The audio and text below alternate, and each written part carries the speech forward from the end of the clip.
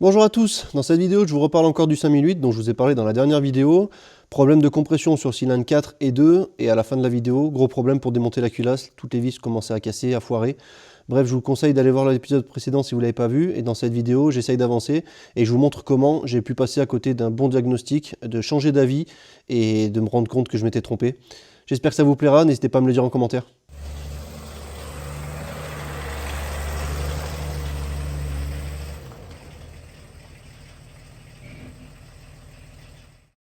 De retour sur le 5008, pour rappel, on avait un manque de compression sur le cylindre 4 et le cylindre 2, beaucoup plus sur le cylindre 4. Je vous amène à aller voir la première vidéo si vous ne l'avez pas vue pour voir un petit peu mon premier diagnostic. Et je voulais démonter pour enlever la culasse et malheureusement je suis tombé sur un problème. C'est que l'empreinte des vis Torx de culasse, enfin Torx plus, on en parlera juste après, et ben il commençait un petit peu à se torsader, à se foirer. Bon apparemment c'est un problème assez connu. Alors je suis pas totalement bête, hein. Il y en a qui m'ont dit qu'il fallait percer la tête, mais bon, vous êtes marrant, je pense que vous n'avez pas beaucoup percé de vis de culasse dans votre vie, parce que j'ai pas envie de passer la journée à faire ça. Maintenant, si j'ai pas le choix, je le ferai, mais si je dois le faire sur les 10 vis de culasse, et ben, clairement c'est plus rentable. J'ai écouté un petit peu tous vos commentaires, enfin j'ai lu tous vos commentaires, je réponds même en général quand je peux le faire. Et on m'a conseillé d'acheter une douille spéciale, donc la KS Tool 515 12 77, pas la peine de noter cette référence, hein, vous n'avez pas besoin de l'acheter, c'est une vraie merde.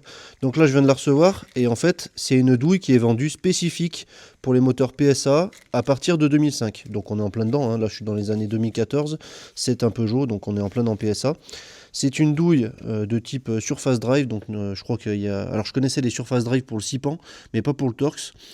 Pour le 6 pans, en fait, il y a les arrondis là sur les côtés qui appuient plus pour pas abîmer les bords, pour pas arrondir les bords. Bon, je sais pas trop. En attendant, c'est vraiment une douille spécifique. Là, on peut voir ce qui est écrit dessus, donc c'est bien la bonne référence, hein, je me suis pas trompé. Voilà, ça veut bien faire la mise à jour. Donc vous pouvez aller voir la référence que vous voulez, c'est bien une douille spécifique Peugeot. Et lorsque je la mets dans les vis de culasse, donc par exemple dans celle-ci, et ben en fait ça sert à rien. Voilà, c'est totalement inutile, elle est beaucoup trop grosse. Donc c'est une belle douille de merde et dans tous les sens du terme, je me suis bien pris une douille. Bon, c'est pas grave, je pense que la personne qui me l'a conseillé, il n'était pas au courant, mais au moins vous le saurez si vous devez en acheter une. N'achetez surtout pas celle-là, elle sert à rien. Ensuite, il y a une autre chose qui s'est dit en commentaire et qui est très vraie, je le savais, mais c'est vrai que j'en ai pas parlé dans la vidéo, j'ai bien revérifié, et en fait c'était pas le cas. En fait, pour les Torx femelles, peut-être pour les mâles aussi, je sais pas, mais il y a deux types de Torx. Il y a le Torx normal, donc les douilles qui sont comme ça, qui sont notées, par exemple celle-ci c'est E16, donc 16 c'est la forme, enfin le diamètre on va dire, et il y a les EP, par exemple EP16, donc si je prends la même c'est celle-ci, bon malheureusement elle n'est pas en demi celle-ci, bon celle-ci peut-être ou en 3/8 je sais pas, mais dans tous les cas c'est pas les mêmes. Alors on peut le voir ici, c'est écrit EP, EP14, EP16, EP machin, alors que sur celle-ci c'est bien écrit juste E16. Comme vous pouvez le voir ici. Donc en fait la différence c'est la forme du Torx. Alors ça va être un petit peu difficile à expliquer, mais en fait si on regarde bien, si je me mets sous la lumière ici, la forme du Torx ici elle est un peu plus pointue, un petit peu plus arrondie au bout de l'arête. Alors que sur le E+, on peut voir que ça fait un peu plus carré, un petit peu plus gros sur l'arête. Et en fait, si on regarde bien une vis qui est en bon état, bon, plus pour très longtemps je pense, mais c'est bien du EP, donc du Torx Plus. C'est vrai que j'en avais pas parlé. Alors moi ces douilles, alors celles-ci là je les avais déjà, mais j'ai pas voulu essayer avec pour pas abîmer.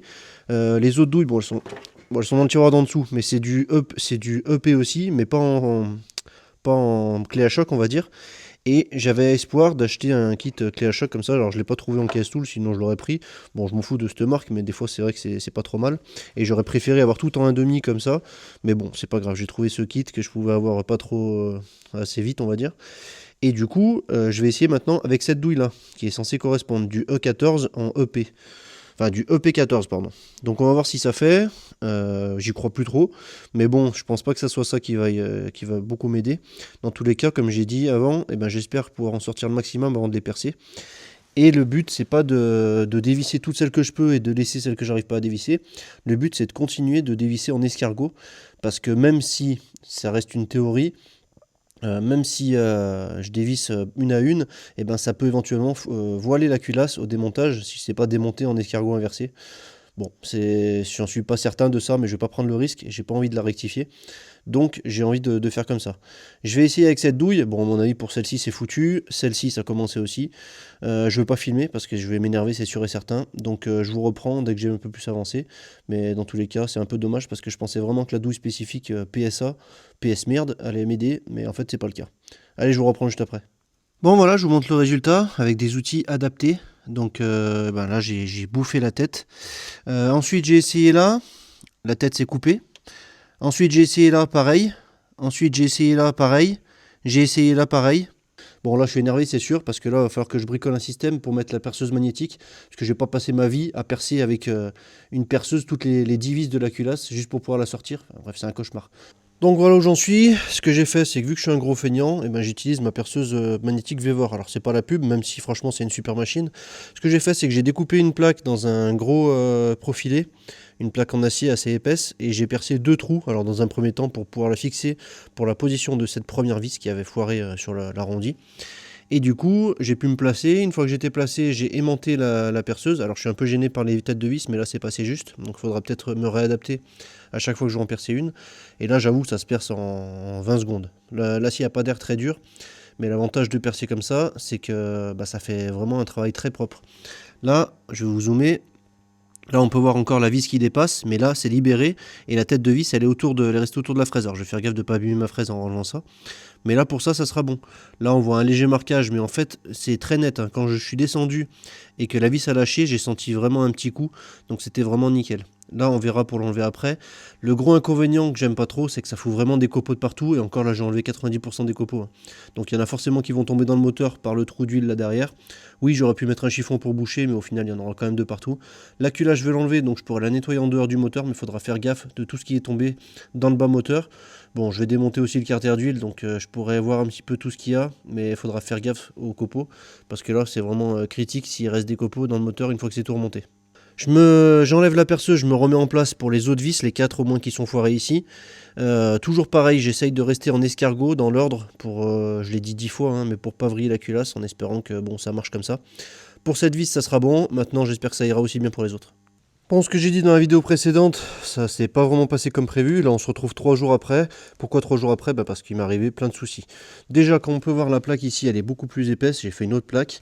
Parce que la première plaque que j'avais fait, vu qu'elle n'était pas assez épaisse, elle avait tendance à se voiler un petit peu quand je serrais sur la culasse. Parce qu'il y a les soupapes qui appuyaient un peu dessous. Et le fait qu'il y ait le moindre défaut, la perceuse ne s'aimante plus correctement et ça la faisait sauter. Donc j'ai fait cette nouvelle plaque qui est beaucoup plus épaisse et donc du coup ça aimante beaucoup mieux la perceuse. Là, même en forçant dans tous les sens depuis l'eau de la perceuse, impossible de la décoller, alors qu'avec l'autre plaque je pouvais. Ensuite, j'ai commencé à percer la seconde vis, toujours pour respecter le desserrage en escargot. Bon, je ne sais pas si c'est une fausse idée, mais en tout cas je préfère respecter cette idée. J'ai voulu percer cette vis.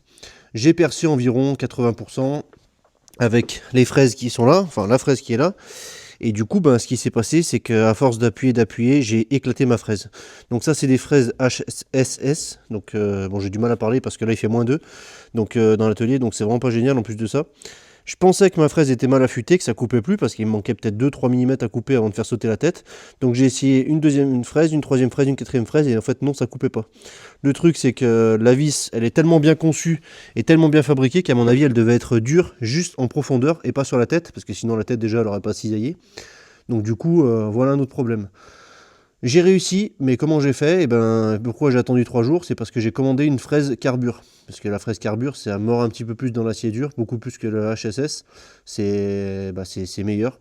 Donc du coup, j'ai fait un micmac, j'ai mis un mandrin sur la tête Weldon, et j'ai mis la fraise carbure ici. Alors c'est comme un peu une cycloche, en forme de fraise qui fait 12 ou 13 mm, je sais plus, et du coup qui me permet de faire sauter la tête et d'avoir le même résultat qu'ici. Bon, je vous montrerai bien à droite, mais là c'est sombre. Et du coup l'avantage c'est que maintenant, du coup, en tout cas pour celle-ci, je sais pas si on verra bien, mais j'arrive à dévisser à la main. Donc en fait voilà, on peut voir que ça bouge. Donc en fait c'était bien la pression de la tête sur la culasse qui faisait que ça bloquait et que j'arrivais pas à y dévisser, certainement combiné à une mauvaise qualité de matériau parce que la tête a cisaillé et par contre en dessous de la tête j'arrive pas à percer. Bref, c'est un cauchemar comme vous avez compris. Je vais pas vous en parler pendant 15 ans, je crois que c'est un des pires moteurs en tout cas pour le joint de culasse, pour démonter les vis de culasse que j'ai fait. Et pourtant j'en ai quand même fait 2-3 comme vous avez vu sur la chaîne, plus tout ce que j'ai pas montré. Bon, je vais continuer. Maintenant, je vais m'attaquer à la vis du fond. Et j'ai peur que la baie de pare-brise me gêne, que le pare-brise carrément me gêne, que ce soit pas dans l'axe. Donc bon, c'est un cauchemar du début à la fin. Je continue. Je pense pas que je vais tout vous filmer parce que sinon ça serait trop long. Et on se retrouve un petit peu avant quand j'ai avancé, voire quand j'ai démonté la culasse. Ça serait vraiment un miracle. Avant de continuer sur le 5008, j'aimerais vous présenter un produit qu'on m'a envoyé. Je vous avais déjà parlé d'une caméra de la marque Reolink qu'on m'avait envoyé, l'Elite Floodlight Wi-Fi que j'ai devant chez moi, qui est super pratique. J'ai le spot qui s'allume la nuit, enfin bref, je vous en avais déjà parlé. Et cette fois-ci, je vous présente un autre modèle qu'on vient de m'envoyer. Donc comme je disais, on m'a envoyé, c'est assez bien emballé encore une fois, ça c'est super. Et le modèle, c'est le Altas PT Ultra. Donc celui-ci il est fourni aussi avec un autre pack avec un panneau solaire. Alors, franchement super bien parce qu'il n'y a pas besoin d'électricité normalement avec ce modèle. Bon, j'ai l'électricité quand même, mais ça évite de tirer un câble jusqu'à la caméra, c'est quand même assez pratique. Ce que je vais faire, c'est que je ne vais pas vous en parler pendant 15 ans, je vais déballer tout ça, je vais l'installer. Là c'est une caméra pour le coup qui se tourne, il me semble, enfin qui peut se piloter. Donc ça c'est super bien. Je l'installe et je vous montre un petit peu ce que ça donne une fois qu'elle est installée. Bon, la caméra, si vous la voyez pas, elle est là-haut. Elle est branchée au panneau solaire qui est juste là. Donc du coup, ça fait à peu près 15 jours, un petit peu moins que je l'ai installée. La caméra, elle est très bien. Elle tourne à 360 degrés, enfin presque. On va dire plutôt 200, 250 degrés, je pense. Je vous montrerai juste après à travers l'application comment ça fonctionne. J'ai le panneau solaire qui est juste là, qui est dirigé plein sud. Et pourtant, ça ne recharge pas la caméra. Ou alors, ça la recharge très peu. Là, au bout de 15 jours, je suis à 17% de batterie sur la caméra, alors que je l'avais rechargée à 100% avant de la mettre. Bon, je sais, c'est pas un point positif pour la caméra, mais en attendant, moi, comme je suis fidèle à moi-même, j'essaye les produits qu'on m'envoie et je vous dis la vérité de ce que je pense. Alors, ça en fait pas une mauvaise caméra, au contraire, franchement, elle est super bien. Elle capte très bien, il n'y a pas de bug. À chaque fois que j'en ai besoin, c'est possible de voir ce qui se passe. C'est possible encore de paramétrer les mouvements comme l'ancienne, mais ça, je vais vous montrer un petit peu sur l'application pour vous montrer un peu à quoi ça marche avant de retourner sur le 5008. Donc on se retrouve sur l'application Reolink. Alors je vous aurai une partie de la vidéo qui sera un petit peu floutée parce que j'ai de nouveaux projets, un des futurs projets qui est sur la dépanneuse et j'ai pas envie de vous le spoiler à travers cette présentation de produit. Donc du coup, en haut on peut voir la caméra de l'entrée, donc on peut voir la BMW, mon fourgon, et une place pour la voiture de ma copine pour ceux qui veulent tout savoir. Donc cette caméra de l'entrée, c'est la Elite Floodlight, je vous l'avais déjà présentée, franchement elle est super bien. Si je devais en acheter une, et ben franchement j'achèterais sans hésiter celle-ci parce qu'elle correspond parfaitement à ce que j'ai besoin chez moi. Un spot qui s'allume devant chez moi quand on arrive, la caméra qui fait tout ce qu'il faut, bon bref. Et ensuite en dessous, on a la caméra que j'ai renommée cour intérieure, qui est juste à l'intérieur du coup de ma cour et qui peut se tourner un petit peu comme on veut. Alors moi je l'ai incliné comme ça permet de voir un petit peu tout ce qu'il y a dans la cour, en tout cas les zones où on marche le plus. J'ai désactivé les notifications parce que forcément on fait plein d'allers-retours tous les jours dans la cour et du coup ben c'est pas je n'ai pas forcément envie d'avoir une notification à chaque fois qu'on passe devant. Donc comme d'habitude il y a les lectures avec tous les jours où il s'est passé quelque chose, donc forcément et ben là c'est quand on passe devant, voilà, quand il y a quelqu'un qui passe devant, et comme j'ai dit je l'ai mis il y a 15 jours, donc on peut voir un petit peu tout ce qui s'est passé durant ces 15 derniers jours avec tous les éléments qui sont passés. Bon, je ne vais pas vous montrer ma vie privée non plus, mais à chaque fois qu'il se passe quelque chose, on peut voir qu'il y a le logo par exemple avec le petit bonhomme qui passe, ça veut dire que c'est une personne qui a été détectée. Bon, il n'y a pas tellement de véhicules, bon là s'il y a un véhicule parce que certainement j'ai dû déplacer parfois, mais sinon super bien franchement, on peut voir en bas les heures de la journée là où il se passe quelque chose, donc vous pouvez voir à peu près les heures où je passe devant ma caméra toute la journée. Et on peut voir par exemple la batterie, ce que j'ai dit tout à l'heure. Donc là j'ai dit 17%, j'ai menti. C'est 18% qui me reste. Donc bon, c'est pas non plus catastrophique, mais le problème c'est que vous avez vu où c'est que je l'ai placé là-haut, il va falloir que je remonte pour aller la recharger, la démonter pour la recharger plus bas, donc c'est un petit peu contraignant. Je trouve c'est un peu dommage que le panneau ne recharge pas mieux.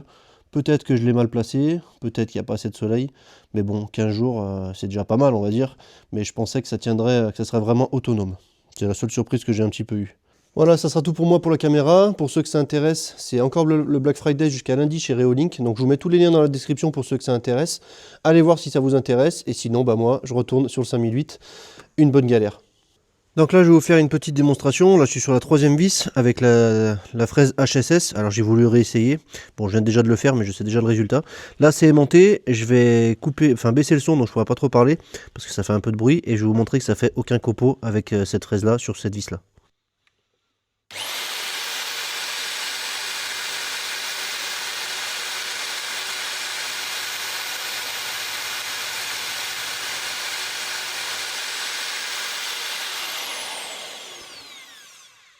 Voilà, bon, ça sert à rien que je continue parce que là, je vais finir par casser ma fraise HSS qui découpe très bien. Par exemple, dans l'acier qu'il y a là, j'ai fait des trous avec cette fraise et ça découpe en 2 secondes comme dans du beurre. Donc là, clairement, la vis, elle est trop dure, un peu plus haute que les autres parce que les autres, celle-ci, j'ai réussi à la percer hyper facilement avec la fraise HSS. Celle-ci, j'ai réussi à percer la moitié et celle-ci, j'arrive même pas à percer le début. Bon, il n'y a déjà plus la tête parce qu'elle a été cisaillée lorsque j'ai essayé de la démonter. Mais bon, je continue, je mets la fraise carbure. Malheureusement, comme j'ai dit, ça passe pas avec le pare-brise, donc ça va être une galère encore une fois. Bon, j'avance petit à petit. J'ai réussi à faire la première de l'autre côté, la deuxième, la troisième, que j'ai réussi à sortir un petit peu aussi en dévissant à la main. Et maintenant, je passe à la troisième, enfin à la quatrième, on va dire. Ma fraise, je sais pas si on verra bien, elle est déjà morte. Sur les 3 dents, il y en a déjà une qui a sauté. Donc bon, j'aimerais bien en commander une, mais là, ça va encore arriver dans plusieurs jours, donc on va voir ce que j'arrive à faire avec celle-là. Donc après sur internet, il y en a qui me disent que ça leur est jamais arrivé, alors bah tant mieux pour eux. Et il y en a qui me disent que il y en a qui m'ont dit que ça leur était déjà arrivé. Il y en a certains qui me disent qu'il faut percer, que c'est une galère. Bon, bah, je suis d'accord, c'est la même chose. Et puis il y en a qui me disent qu'ils ont réussi à percer toutes les vis en 20 minutes. Ouais, bien sûr. Et ben avec mon sgeg, je perce tout en 20 minutes aussi. Bon, allez, je continue. Bon, je suis un peu énervé, je pense que ça se ressent. C'est vraiment un moteur de merde. Ah bon, je l'avais déjà dit, pardon, excusez-moi, je me répète. Mais bon, c'est pour que vous compreniez bien quand même le fonctionnement de ce moteur. Bon, voilà, la fraise carbure, la super fraise carbure, j'ai réussi à percer 2 vis. La troisième, c'était même pas la peine. J'ai quand même remis une fraise classique pour essayer de percer. Et bon, je suis bien dans l'axe, c'est une perceuse magnétique, je suis bien dans l'axe. Je force bien dans l'axe et je force pas comme un malade non plus. Mais bon, dans tous les cas, j'ai réussi à en percer 2, on va dire que c'est une bonne nouvelle. Il m'en reste 6, bon, 2 que j'ai cassés et 4 que j'ai pas essayé de desserrer, pour le moment en tout cas. Donc on va partir sur 6 à percer, parce que c'est de la merde jusqu'au bout. Donc j'ai recommandé 3 6 cloches, donc vous ça sera tout de suite dans la vidéo. Bon, je vais être obligé d'attendre encore 3-4 jours. J'aurais peut-être dû en commander déjà au moins 2 ou 3 la première fois, mais je pensais qu'une ça suffirait. Mais bon, apparemment c'est déjà mort. J'ai réussi de mettre une fraise HSS au cas où, peut-être que celle-ci elle se serait bien percée, étant donné que la première l'avait fait. Mais non, pas du tout, je force, ça fait rien du tout. Ça commence même à faire des étincelles au bout d'un moment et ça perce pas 1 millimètre. Bien sûr, ça se trouve pas en magasin, sinon je serais allé les chercher tout de suite. Mais bon, j'ai commandé sur internet et on verra bien quand ça arrive. C'est entre 10 et 11 euros la fraise, je crois. Enfin, la 6 cloches. C'est un cauchemar. Alors, ceux qui me disent je les perce en 20 minutes, taisez-vous s'il vous plaît. Bon, je vous montre un petit peu mon avancement. Donc, encore une fois, je répète, je veux desserrer en escargot. Donc, j'avais réussi à desserrer celle-ci, normalement. Donc, la première, c'était génial. Ensuite, celle-ci, elle est foirée, j'ai réussi à la percer. Ensuite, j'ai percé celle-ci, j'ai percé ces deux-là. Et maintenant, je voulais continuer avec celle-là. Donc celle-là, j'ai réussi à la dévisser. Donc je sais pas ce qui se passe dans cette zone-là, mais bon, apparemment, c'est un miracle. Bon, j'en ai quand même chié, mais j'ai réussi à la dévisser sans l'abîmer. Et j'ai voulu faire pareil avec celle-là. Et j'ai torsadé la tête. Bon, je pourrais forcer encore plus, ça va juste arracher comme ça vous l'avez fait sur les autres. Donc, bon, bah, il va falloir percer. Et je voudrais vous parler un petit peu des douilles, de tout ça, parce que si vous ne me suivez pas sur Instagram, je vous conseille de venir parce que j'essaye d'être de plus en plus actif et de vous mettre des stories un petit peu plus à la journée. Donc c'est un peu plus rapide pour voir ce que je fais un petit peu tous les jours. Et en fait, j'ai aussi fait un réel qui a d'ailleurs beaucoup marché et j'ai eu beaucoup de commentaires de champions sur Instagram. Vous voyez le genre de mec qui sait tout mieux faire que tout le monde mais qui montre jamais son travail. C'est comme si moi j'allais critiquer Michael Jackson avec un profil et le nom ça serait Monsieur Je sais tout en disant que je sais mieux chanter que lui. Bon, il est mort, c'est dommage, il verra pas mes commentaires, ça serait dommage quand même. Donc je voudrais vous parler des douilles. Donc en fait, y a quelqu'un qui me l'avait dit en commentaire d'ailleurs et je suis d'accord avec ça, c'est des têtes en EP14, donc c'est du Torx Plus. Donc ça correspond à ce genre de douille. Donc là, c'est qu'on peut le voir, c'est que c'est écrit, voilà, c'est écrit EP14, donc ça c'est du Torx femelle plus. Bon, on peut voir qu'elle est un petit peu marquée, bon, parce que j'ai essayé de desserrer quelque chose, mais bon, c'est une douille qui est neuve. Donc quand je la mets là, alors je sais pas si ça se verra bien, mais en fait, voilà le jeu qu'il y a. Donc ça fait quand même énormément de jeu, c'est bien du EP14, ça, il n'y a pas du 13, ça n'existe pas, et du 12, ça rentre pas. Ensuite, j'ai cette douille qui est une E14, donc pas Torx Plus, qui est Torx normal en KS Tool, et quand je la mets dedans, eh ben, ça a beaucoup moins de jeu. Voilà, il n'y a quasiment pas de jeu dans rotation. Donc j'ai quand même un doute de savoir la qualité des vis ou si c'est vraiment du Torx Plus. J'étais persuadé moi aussi que c'était du Torx Plus, mais bon, le Torx normal va mieux. Ensuite, il y en a qui m'ont dit qu'il fallait que ça soit conique au bout, donc on voit bien que celle-ci elle est conique, pas de souci. J'en ai une autre ici par exemple qui est pas conique, enfin qui est un peu conique aussi. Et j'en ai encore une autre d'ailleurs que j'ai acheté neuve un peu exprès. Une Autobest, bah vous voyez, je ne vais même pas déballer encore. Et là qui est un petit peu moins conique. Mais bon, quand je la mets dedans, c'est pareil, hein, il n'y a quasiment aucun jeu. Bon, si je fais avec ça, forcément, voilà, il n'y a quasiment aucun jeu. Donc, pour moi, ça serait bien quand même du E14. C'est comme ça, d'ailleurs, que j'avais commencé, que j'ai fini, pardon, de dévisser, donc la deuxième, là. Et mais bon, de toute façon, en tous les cas, celle-ci, j'avais essayé aussi en EP14, en E14, enfin, j'avais tout fait avant que ça foire. Donc je viens d'essayer de dévisser celle-ci, ça a foiré, encore pareil avec le bon outil. J'ai tapé comme un sourd à la massette, pas de souci, pour décoller les filets, mais bon, vu à quel point c'est serré, je suis pas sûr que ça change grand-chose, pardon. Surtout que c'est pas le filet qui coince. Toutes celles que j'ai percées là, à part une, eh ben, je les dévisse toutes à la main. Il n'y a que celle-ci là, j'arrive pas à dévisser la main, donc je verrai une fois que j'aurai sorti la culasse. Mais sinon, tout se dévisse à la main, de ce que j'ai pu percer jusque là. Donc il me reste celle-ci à percer, et les deux du milieu à essayer de desserrer, voire percer, et on pourra enfin sortir la culasse. Franchement, c'était vraiment mission impossible ce moteur, mais j'espère que vous comprendrez. Après, ça me fait bien rire, hein, les critiques, mais bon, ça fait partie des réseaux sociaux, c'est comme ça. Je montre ce que je fais, je me cache pas mon visage, je cache pas mon travail, je cache pas quand ça va mal. Et il y en a beaucoup d'entre vous qui sont compréhensifs, et il y a quand même quelques guignols qui pensent savoir mieux faire que tout le monde, mais ils n'ont pas la solution pour desserrer tout ça. Allez, je continue mon travail. Et puis, bon, on va réussir à sortir cette culasse à force. Bon, bah jusqu'au bout, j'y aurais cru. J'ai percé celle-ci, je dévisse à la main encore une fois. J'ai réussi à percer celle-là, à dévisser celle-là sans la percer. Donc ça fait 1, 2, 3 que j'ai pas percé, donc c'est vraiment une bonne nouvelle. Et puis je suis arrivé sur la dernière, j'ai cru jusqu'au bout et je l'ai sectionné encore une fois à la main. Venez pas me dire que j'ai mis un coup de péteuse, pas du tout. Je l'ai fait à la main. En plus, l'outil, regardez, il est encore là. La barre de force avec la rallonge et la douille que je vous ai dit qui allait le mieux là. Bref, c'est de la merde, du début à la fin. Dites-moi ce que vous avez envie, que vous, ça vous est jamais arrivé. Je m'en tape en vrai, je m'en tape. C'est un moteur de merde, moi je sais ce que je fais, je sais comment je travaille. Et vous pouvez bien penser ce que vous voulez, en tout cas pour ceux qui critiquent, parce qu'il y en a quand même beaucoup qui m'ont soutenu. Et il y en a plein qui m'ont dit que c'était arrivé la même chose. D'ailleurs, dernièrement, juste avant que je finisse, enfin j'ai pas encore fini, mais juste avant que je fasse ça, il y en a un qui m'a dit qu'il en avait cassé 7 sur 10. Et je me suis dit que j'arriverais peut-être à le battre en cassant que 6. Et ben non, j'en ai cassé 7 aussi. Donc ex aequo avec celui qui m'a laissé le commentaire. Merci, je vais lui laisser un petit message. Comme ça, on se motive les uns les autres dans nos galères. C'est bien le principal. En tout cas dans la mécanique, sinon franchement, on s'en sortirait pas. Bon ben voilà, j'ai percé la dernière vis qui est là, que j'arrive à enlever la main, comme tout en fait.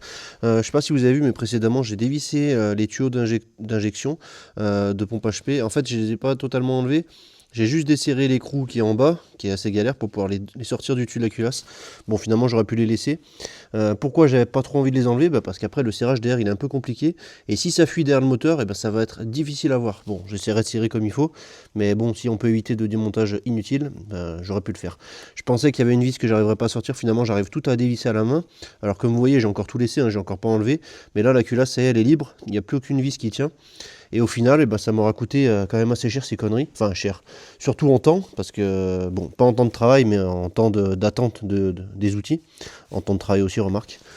Là, on peut voir que j'avais cassé une fraise déjà HSS. Après, j'avais pas usé les autres parce que sinon, j'aurais été dégoûté. J'avais bouffé déjà une première scie cloche avec les plaquettes carbure TCT. Une deuxième, tout à l'heure. Et une troisième et demie. J'ai une plaquette sur 3 qui a sauté. Je sais pas si ça va bien faire la mise en point. Voilà. Donc, bon, voilà, c'est pas grave. Hein. Ça, c'est des outils à 10 € chacun. Donc, bon, c'est pas grave. Ça te coûte toujours moins cher que d'acheter un autre moteur ou d'avoir une autre culasse. J'ai vu des vidéos des mecs qui faisaient ça à la disqueuse.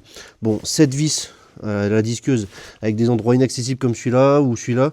J'avais pas envie de mettre des coups de disqueuse dans la culasse, que ça fasse dégueulasse. Là, au moins, je suis assez content du résultat. Et bon, je vais continuer. On va arrêter de parler de cette culasse. Je vais dévisser tout ça. Sortir la culasse et on va voir enfin l'état des cylindres en réel et du reste aussi. Allez, cette fois-ci ça devrait être bon, j'espère. J'aurais dû mettre des gants, c'est pas grave. Ah nickel, bon elle vient toute seule. Impeccable. Bon du coup, petite surprise en enlevant la culasse. Bon, on va éviter de regarder les copeaux parce que c'est passé à travers les trous d'injecteur je pense. Par contre ce qu'on voit c'est qu'il y a du liquide de refroidissement pas mal dans le 4 et un petit peu dans le 2. Ça correspond étrangement aux compressions qui étaient très faibles sur le 4 et un peu moins faibles sur le 2. Et les deux autres cylindres qui étaient bons, qui sont totalement secs. Donc en fait, je suis en train de me demander si c'était pas plutôt un joint de culasse le problème. Alors un début de joint de culasse, ou la culasse un peu voilée. Pourquoi je pense ça? Parce qu'en fait, déjà il manquait un peu de liquide de refroidissement dans le bocal. Mais ce qui m'avait surpris, c'est que moi j'avais pas vu de liquide de refroidissement avec la caméra. Et pourquoi j'avais pas vu de liquide de refroidissement? Tout simplement parce que la fuite était peut-être pas très importante, assez importante pour que la compression passe de 21 bars à 5 bars ou 14 sur le cylindre 2, mais pas assez pour que ça dégouline dedans. Et en fait, ce qui s'est passé, c'est que moi, quand j'ai eu la voiture, forcément, elle roulait pas, elle était déjà à moitié démontée, donc je pouvais pas vraiment faire un diagnostic complet à ce niveau-là. Et en plus de ça, le bouchon du bocal, il n'était pas dévissé. Je l'ai dévissé après pour pouvoir vidanger le liquide de refroidissement. Et c'est peut-être à ce moment-là que ça a fait une prise d'air, un appel d'air, et que ça a fait couler un peu de liquide de refroidissement dans les cylindres. Malheureusement, la trace que je vois ici autour des cylindres, elle n'est pas flagrante pour un joint de culasse. J'ai regardé sur la culasse, je vais vous montrer juste après, c'est pas flagrant non plus. Et le joint de culasse non plus, c'est pas flagrant qu'il y avait un problème. Bien sûr, là, je m'oriente plus trop sur les segments, mais plutôt sur un joint de culasse qui serait un peu plus logique et un peu plus normal, on va dire, même si c'est pas vraiment normal. Mais bon, pour le moment, je vais encore réfléchir, bien sûr. Pour vous, ça sera dans la suite de la vidéo. Mais là, je pars plutôt sur un joint de culasse. Bon, c'est une semi-bonne nouvelle, ça évite de dépenser dans des segments pour le propriétaire. Mais je vais quand même encore réfléchir et faire 2-3... Enfin, bien regarder, parce que j'ai pas envie de me louper là-dessus. Donc comme je disais juste avant, voilà le dessous de la culasse. Donc cylindre 4, cylindre 2, on peut voir que c'est les deux qui sont humides. Je comprends toujours pas comment ça se fait que je l'ai pas vu à la caméra, mais bon, forcément en enlevant le bouchon quand j'ai vidangé le liquide de refroidissement, peut-être que ça a fait rentrer du liquide de refroidissement et c'est pour ça que ça s'est rempli après. Un peu comme si ça avait une prise d'air et que ça pouvait rentrer par une petite fuite. Le joint de culasse, comme j'ai dit, il n'est pas flagrant qu'il y a une fuite sur le joint de culasse. Bon, on pourrait très bien voir des marques comme ça ou comme ça, mais c'est quand même difficile de s'en rendre compte. J'ai vu des culasses qui étaient bien plus abîmées, des joints de culasse qui étaient bien plus abîmés, où on voyait clairement la fuite où elle était. Mais là, c'est pas le cas. Des deux côtés, je vois pas vraiment. Après, est-ce que ça se verrait? Je sais pas. Bon, dans tous les cas, ce que je prévois de faire, c'est changer le joint de culasse. Je vais démonter le collecteur d'échappement avec le turbo pour mettre la culasse sur la fraiseuse et pouvoir faire une rectification. Je pense qu'il y en a vraiment besoin. Et dans tous les cas, même si on n'a pas besoin, ça permettra au moins de la mesurer. Comme on peut voir ici, il n'y a pas de chambre de combustion, c'est une culasse plate. Donc en fait, il n'y a pas de modification d'épaisseur de joint de culasse avec ça. Mais bon, j'aurai l'occasion de vous en reparler un peu plus tard, lorsqu'on fera le remontage. Bon, je suis un peu essoufflé parce qu'il fait très froid dans l'atelier. Et je commence vraiment à avoir froid là, c'est tard. Donc je vais arrêter pour aujourd'hui. Mais bien sûr, je vous filme le reste dans la suite de la vidéo. Bon, la culasse elle est là, j'ai démonté le turbo, le collecteur d'échappement qui va de l'autre côté. J'ai fait un petit coup de nettoyage, bon, faudra la renettoyer bien sûr, mais ça m'a permis d'enlever le plus gros, le gras, tout ça, et de nettoyer surtout le plan de joint. Le plan de joint qui est ici, là, du couvre-culasse, qui se continue un petit peu ici, il est parallèle en théorie avec le joint de culasse. Donc en général, je me repose là-dessus et je vais mettre des cales rectifiées de chaque côté, me brider et je vais voir de l'autre côté avec la culasse bien sûr dans l'autre sens sur la fraiseuse si le plan de joint il est bien horizontal, parce que je ne veux pas prendre une grosse épaisseur et du coup si la culasse elle est de travers, et je vais prendre que d'un côté pas de l'autre et du coup ça me fera prendre beaucoup plus. Je sais pas si vous avez compris. Bon, c'est pas la première fois que je fais des rectifications de culasse, mais je vous répète un petit peu pour ceux qui arrivent ma procédure. Bon, je me mets en place sur la fraiseuse. Un morceau de joint qui traînait. Je me mets en place sur la fraiseuse, je serre tout et je vous montre avant de faire l'usinage à quoi ça ressemble. Bon voilà, je me suis installé sur la fraiseuse, j'ai mis des cales rectifiées en dessous pour pas que le dessus des soupapes touche. Puis dans tous les cas, c'est bien mieux d'avoir deux petits points d'appui plutôt qu'un appui sur tout le long, surtout si elle est voilée. Bon, j'espère pas. Là, avec mon outil, j'ai touché un petit peu, j'ai pas mis le comparateur parce que j'ai du mal à l'accrocher. Bref, j'ai pas mis le comparateur. Et je touche aux quatre coins, donc elle est pas trop mal réglée. J'ai quand même mis des petits bouts de feuilles. On peut en voir un là-bas et de l'autre côté aussi, pour caler la culasse parce qu'elle était un petit peu plus basse sur le fond. Donc j'ai calé un petit peu, bon ça se joue à rien, c'était un dixième et demi. Là ce que je vais faire, c'est que je vais prendre une toute petite passe. Déjà ça permettra de voir si elle est voilée ou pas. Et si ça passe comme ça, je laisserai comme ça. Et si ça passe pas, je refais une autre passe en dessous. Je préfère le faire en plusieurs fois, prendre mon temps, plutôt que de prendre 0,5 mm pour rien d'un coup. J'ai pas démonté les soupapes, mais vous inquiétez pas, je le ferai par la suite pour bien nettoyer. Et là de toute façon elles sont bien plus basses que le plan de joint. Donc ça devrait le faire. Je mets tout ça en route et je fais l'usinage et on voit ce que ça donne.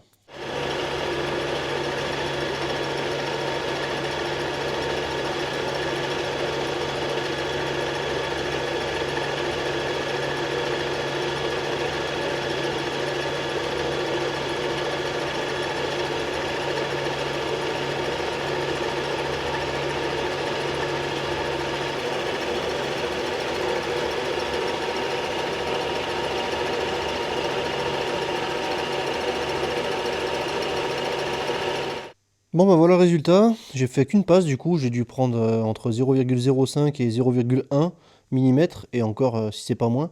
Bon du coup ça a un petit peu des inconvénients aussi, c'est que le fait de prendre très peu de passes, et ben, ça peut des fois vibrer. Bon là la surface elle est pas si mal, hein, on voit juste les stries de l'outil quand on regarde bien, mais sinon dans l'ensemble c'est pas mal. Là il y a juste une petite trace ici, je pense qu'il doit être un peu plus profonde, mais je vais pas reprendre une passe juste pour ça. Et tout le reste qu'on voit c'est de la saleté, là c'est voilà, c'est juste que c'est sale en fait. Là j'avais mis un petit peu de WD-40 lorsque j'usinais pour lubrifier. Mais bon, je sais pas si c'était bien nécessaire. En tout cas, la culasse apparemment elle n'était pas voilée. D'un côté c'est une bonne nouvelle. Bon, je regrette pas d'avoir quand même fait le surfaçage parce que vaut mieux savoir qu'elle n'est pas voilée une fois qu'on l'a surfacée plutôt que d'avoir un doute quand je remonte. Bref, vous avez compris. L'avantage aussi c'est que ça m'a nettoyé tout le plan de joint, ça m'a enlevé tous les résidus de joint de culasse et ça m'a refait un coup de propre un peu de partout. Donc c'est pas trop mal, ça m'a pas fait perdre trop de temps étant donné que j'ai pris qu'une passe. Donc pour moi je vais laisser comme ça sera très bien, il va falloir que je refasse un nettoyage. Dès que je reçois les pièces, je continue, changement de joint de queue de soupape, bon il n'y en a que 8, donc je vais me faire chier à les faire, même si à mon avis c'était pas indispensable. Et puis remontage de tout ça, je vous montre ça bien sûr encore dans la suite de la vidéo. Bon vous avez vu, j'ai rectifié la culasse, là je viens de nettoyer le dessus du bloc et essuyer ce qu'il y avait sur les pistons. Et en fait, j'ai fait une erreur de diagnostic. Alors je pourrais très bien cacher, ne pas dire ce que j'ai dit avant, enfin de couper ce que j'ai dit avant, de dire que c'était éventuellement un joint de culasse, tout ça. Mais je préfère vous dire la vérité. Là, j'ai reçu les pièces pour tout remonter, en tout cas pour tout remonter avec le diagnostic que j'avais fait. Et j'avais pas prévu de faire les segments. Ça me semblait bizarre que le 4 et le 2 aient un problème de segment, pas les deux autres. Que ça soit pas sur le même cylindre, que ça soit pas un seul cylindre ou alors les quatre. Bon, je sais toujours pas encore ce que c'est, mais ce qui est sûr, c'est que quand j'ai essuyé les pistons, j'ai trouvé de l'huile. Je suis un peu bête parce que c'est l'huile que j'avais mis pour mettre dans pour augmenter la compression. Donc forcément, oui, il y avait de l'huile dans les cylindres. Et j'avais complètement zappé. Pourquoi j'ai zappé? Vous voyez la vidéo sur 20 minutes, 40 minutes. Sauf que moi, j'ai perdu énormément de temps en attendant les outils pour pouvoir enlever la culasse. J'ai fait d'autres chantiers à côté. J'ai pensé à autre chose, à plein d'autres choses. Et du coup, j'avais complètement zappé ça. Bon, rien d'irréversible, comme vous avez vu, j'ai encore rien remonté, donc j'ai pas gâché des vis de culasse, j'ai pas gâché un joint de culasse. La rectification de la culasse, c'est pour moi dans tous les cas, c'était bien de l'avoir fait.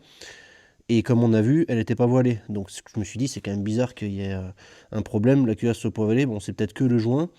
Et finalement, le joint, je voyais pas de défaut non plus. Donc dans tous les cas, ce que je vais faire maintenant, c'est que je vais essayer de mettre ma traverse moteur en plein milieu pour pouvoir soutenir le moteur. Parce que là, actuellement, pour rappel, c'est le cric qui tient le moteur, étant donné qu'il n'y a plus le support moteur de ce côté-là. En mettant la traverse, ça va me permettre de garder le moteur en place et de soulever la voiture.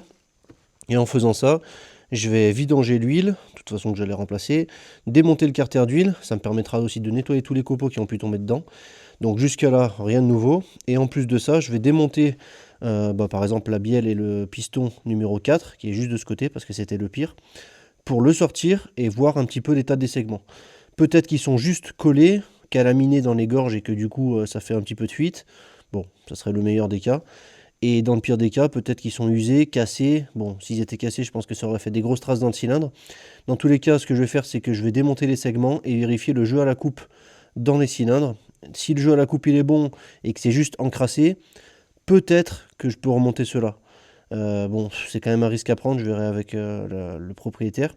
Les segments, ça coûte pas forcément une fortune, mais là, ça va me faire perdre encore plusieurs jours pour en attendre des nouveaux. Et pour ceux qui suivent mes vidéos, vous avez vu que les segments neufs sur la BMW, eh ben, c'est parce que c'était pas génial. Le jeu à la coupe, il était pire que ceux d'origine qui avaient 200 000 km ou 180 000 km. Enfin bref, je vais m'arrêter là, sinon je vais encore dire des dingueries. Là, ce que je vais faire, c'est que tout ce que je vous ai dit, je vous reprends quand j'ai un petit peu plus avancé. J'espère que je vais pouvoir poser la traverse, ça serait bien. Et tenir le moteur par-dessus pour pouvoir démonter avec le pont en levant la voiture. Le moteur tient avec la traverse, donc là je suis en dessous, sur le pont. Ce que je vais faire, c'est comme j'ai dit, je vais vidanger. Ensuite, une fois que ça sera vidangé, je vais démonter le carter d'huile et on aura accès sur le dessous des pistons. Déjà voir s'il y a quelque chose qui cloche, parce que bon, vu que j'ai jamais entendu le moteur démarrer, ça pourrait être les coussinets, bon j'espère pas quand même. Donc je démonte tout ça et on voit déjà ce que ça donne là-dedans. Je nettoierai aussi les copeaux et après je sors le piston comme j'ai dit. J'ai démonté le carter d'huile, que j'ai déformé un peu d'ailleurs au passage, super conception encore, Peugeot, merci. J'ai démonté aussi la crépine de pompe à huile, bon elle n'était pas abîmée, parce que pour rappel, le carter d'huile était légèrement enfoncé sur le dessous, mais ça n'avait pas l'air de l'avoir atteint. Il y avait un peu de pâte à joint dans la crépine, donc ça j'ai enlevé tout ça, je vous montrerai un peu plus tard peut-être. Et là j'ai déjà enlevé le pied de bielle, enfin oui, je ne me rappelle plus comment on appelle ça, enfin bref, la demi-coquille de bielle quoi. pour voir un petit peu l'état déjà. Alors j'ai pris un repère, j'ai écrit AV pour dire que ça va vers l'avant, parce que en fait il n'y a pas de marquage, il n'y a rien, et ça c'est important de le remonter parfaitement dans le bon sens. Donc comme on peut voir, les coussinets, bon ils sont pas neufs, hein, mais ça va. Au toucher on sent pas du tout les rayures là, et de toute façon c'est une usure assez normale hein, pour un moteur qui a 200 000 km. Donc bonne nouvelle de ce côté là, déjà il n'y a pas de coussinet. Ce que je vais faire, c'est que je vais faire retourner le moteur pour faire remonter le piston numéro 4, et je le pousserai un petit peu d'en bas pour pouvoir le faire sortir par en haut. Je vous retrouve dès que le piston numéro 4 avec la bielle est sorti. Bon, j'ai sorti l'ensemble piston bielle numéro 4. Alors déjà le cylindre il est propre, mais ça on l'avait déjà vu avant. Les segments ils n'étaient pas du tout coincés, le tierçage des segments était très mauvais. Bon, je pense pas qu'on passe de 21 bars à 5 bars juste avec le tierçage des segments. Donc j'ai quand même mesuré le cylindre. Alors je ne vous ai pas montré, hein. J'ai pris mon comparateur d'alésage, c'est un cylindre qui fait 75 mm en cote nominale. Et que ça soit dans un sens ou dans l'autre, en haut ou en bas, je suis à peu près à 75,02. Donc le cylindre il n'est pas ovalisé, il n'est pas très usé non plus. Donc je pense pas que le cylindre soit mauvais. Il n'y a pas de marquage, il n'y a pas de marque dedans, de rayures. J'arrive à vous montrer. Bon, de toute façon je vous avais déjà montré ça avec les caméras, hein, mais s'il y avait vraiment des gros problèmes on le verrait. Donc il reste plusieurs solutions. Dont le jeu à la coupe des segments. Je vais démonter les deux segments du haut, le racleur, bon, je pense pas que ce soit bien utile. Je vais démonter le coupe-feu et le segment d'étanchéité, les mettre dans le cylindre, en haut ou un petit peu plus au milieu, et vérifier le jeu à la coupe pour voir si c'est encore dans les tolérances ou si on est complètement à l'ouest. Je trouve ça un peu bizarre que uniquement les segments d'un seul cylindre, voire un cylindre et demi, s'usent, alors que les deux autres sont encore bons. 21 bars sur les cylindres, c'est vraiment très bon. En tout cas, pour 200 000 km, c'est très bon. Donc je vais vérifier les segments et je vous montre dès que je le fais pour voir un petit peu la valeur que je trouve. Bon, je vous ai pas attendu, mais je vais quand même vous montrer. Donc là, j'ai la cale de 0,15. Et lorsque je rentre, alors là, ça rentre. 0,15, ça rentre. Mais bon, déjà, on peut voir à l'œil que le jeu de la coupe, il n'est pas élevé. 0,15, ça rentre. Et là, maintenant, j'ai 0,20. Et 0,20, ça passe pas. Je vais quand même vous montrer, hein. Oh, ça passe, mais j'arrive pas à aller contre le cylindre. Je sais pas si on voit bien. Ouais, en fait, ça passe, mais il faut vraiment que je force. Voilà, on voit bien que ça gratte. Donc on va dire au maximum, ça fait 0,20. Et 0,20 pour le segment coupe-feu, c'est pas énorme. Je vais vous tester quand même 0,25 pour voir. Du coup, 0,25. Et quand je me mets là, voilà, là ça rentre plus du tout. Vous voyez, ça rentre plus dans le segment. Même si je force, ça rentre pas. Voilà. Donc au pire du pire, je suis à 0,24 mm pour le segment coupe-feu du cylindre numéro 4. On va quand même tester le segment d'étanchéité pour voir. Bon bah voilà, on a trouvé le problème. J'ai pas, enfin si j'ai mesuré, mais là je vais pas vous montrer, ça sert à rien. Là j'ai mis le segment d'étanchéité et on peut voir le jeu à la coupe là-bas qui est énorme déjà. Donc je l'ai mesuré, c'est 1,1 mm, donc c'est vraiment énorme. La bonne nouvelle, c'est que les pistons ils ont rien, les cylindres sont pas ovalisés, mais il faut changer les segments. J'explique pas le fait que ça soit uniquement sur un seul cylindre, à moins qu'il y ait la pissette au fond qui soit un peu bouchée et que la lubrification soit mauvaise. Mais si la lubrification était mauvaise, ça aurait peut-être aussi fait des rayures, et c'est pas le cas. Donc franchement, je sais pas pourquoi ce segment d'étanchéité est aussi mort à 197 000 km. Ça conforte dans l'idée que j'aime pas ce moteur, que c'est de la merde. Bon bref, il y en a certains qui vont dire que c'est le super moteur, le meilleur du monde. Bon, ils ont certainement eu que celui-ci dans leur vie, je pense, pour dire ça. Bon bref, c'est un autre débat. Donc, je viens de commander les segments, je viens d'en parler au propriétaire. Et d'un côté, il est un peu rassuré parce que pour lui, le jaune que là, ça pouvait pas uniquement faire ça. Donc finalement, c'est bien parce que j'avais peur de lui avoir annoncé une mauvaise nouvelle. Bon, ça reste une mauvaise nouvelle, hein, changer des segments, c'est pas rien. Mais ça lui rassure sur la panne. J'avais aussi mis de l'essence F là dans les puits de soupape et bon, ça n'a pas l'air de trop passer à travers, à part s'évaporer. Mais je vais quand même roder les soupapes et changer les joints de queue de soupape parce que c'est dans le kit que j'ai acheté, le kit de joints. Donc au moins ça sera fait. Bon, il n'y en a que 8, même si ça reste un peu du boulot. Mais au moins on partira sur une bonne base. Bon, désolé, j'aurais voulu finir ce moteur pour vous sortir cette vidéo, mais bon, ça sera en 3 épisodes pour cette fois-ci. Ça vous montre aussi que tout le monde peut faire des erreurs. Bon, je suis loin d'être parfait, hein, je le sais très bien. Je fais plein d'erreurs, bon, j'essaye de faire au mieux. J'ai tendance à vérifier plusieurs fois et cette fois-ci, ça m'a un peu sauvé parce que si j'avais remonté la culasse et les vis de culasse pour rien, parce que j'aurais dû redémonter si c'était les segments, il y aurait eu toujours le même problème ou presque, donc du coup, ça aurait été une mauvaise nouvelle. Là, la mauvaise nouvelle, elle est nuancée, on va dire. Le seul point négatif, c'est que je dois attendre un petit peu plus pour recevoir les segments. Donc ça me fait encore attendre un peu plus. Vous, ça vous fait attendre encore un peu plus pour la prochaine vidéo, mais j'espère que ça sera rapide. Comme je vous avais dit, j'avais une tendance à dire que c'était les segments à cause de l'huile. Après, j'ai fait d'autres choses. Je suis passé sur d'autres projets en attendant les pièces, de réussir à démonter la culasse en commandant des outils, tout ça. Et du coup, ben, je suis passé un peu à côté. Quand j'ai démonté la culasse, je pensais que c'était du liquide de refroidissement. Mais bon, vous avez vu tout ça dans la vidéo. Et lors du nettoyage, quand je me suis aperçu que c'était de l'huile, eh ben je me suis rappelé que j'en avais mis et du coup que j'avais fait une erreur de diagnostic sur le joint de culasse. Encore une fois, la culasse elle est rectifiée, donc c'est une bonne nouvelle. J'ai quasiment rien enlevé comme vous avez vu. Donc c'est une bonne nouvelle, on part sur une bonne base, il n'y aura pas de doute là-dessus. Le joint de culasse sera neuf, il n'y aura pas de doute non plus. Et les segments, ils seront neufs aussi. J'espère qu'ils seront en meilleur état que les malais que j'avais commandés pour la BMW. Mais j'ai pas pris la même marque cette fois-ci, parce que vous imaginez bien que je ne vais pas faire deux fois la même connerie. Donc je vous retrouve dans la prochaine vidéo sur le 5008 pour voir si ça démarre et si tout est réparé. Croisez les doigts pour moi, j'espère que cette fois-ci ça sera bon. En vous montrant les images de la caméra, bien sûr j'aurais flouté un petit peu le futur projet, en tout cas un des futurs projets qui est sur la dépanneuse. Si vous voulez essayer de le deviner, il n'y a pas de souci. Je vous ai mis quelques petits indices en story sur Instagram pour ceux qui sont sur Instagram. Et pour ceux qui ne le sont pas, je vous invite à me suivre sur Instagram. Je vais essayer d'être de plus en plus actif et ça me permet de vous montrer des stories un petit peu au jour le jour, des choses un petit peu plus d'actualité, pendant que les vidéos YouTube, eh ben, il faut les monter, donc c'est pas du direct. J'espère que cette vidéo vous aura plu quand même. N'hésitez pas à me le dire en commentaire, à me laisser des likes, ça m'aide beaucoup pour la chaîne, ça me fait évoluer et ça me permettra de vous présenter de plus en plus de bons projets. Moi je vous dis à bientôt dans la prochaine vidéo. Salut!